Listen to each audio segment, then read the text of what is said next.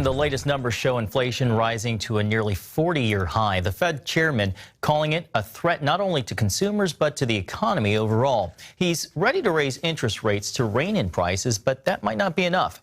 CBN's Caitlin Burke explains.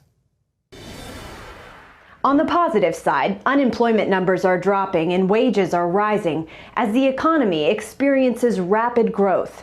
Those trends, however, are also driving record price increases. We know that high inflation exacts a toll, particularly for those less able to meet the higher costs of essentials like food, housing, and transportation. Some of the biggest increases over the last year include gasoline up nearly 60%, followed by used vehicles and foods like meats, fish, and eggs. When I went into the store yesterday, normally like a pound of ground chicken is usually about $3.99. Yesterday, it was $7.99.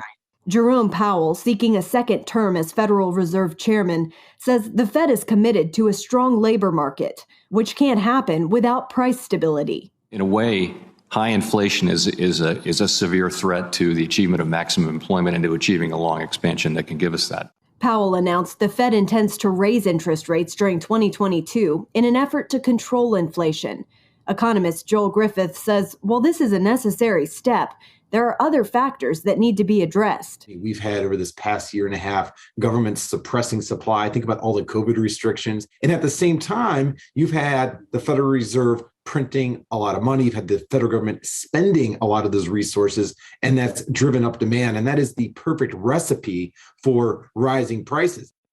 While Griffith expects supply chain issues to resolve themselves, he adds if the government can't get its spending under control, things may get better, but inflation will remain elevated long into the future.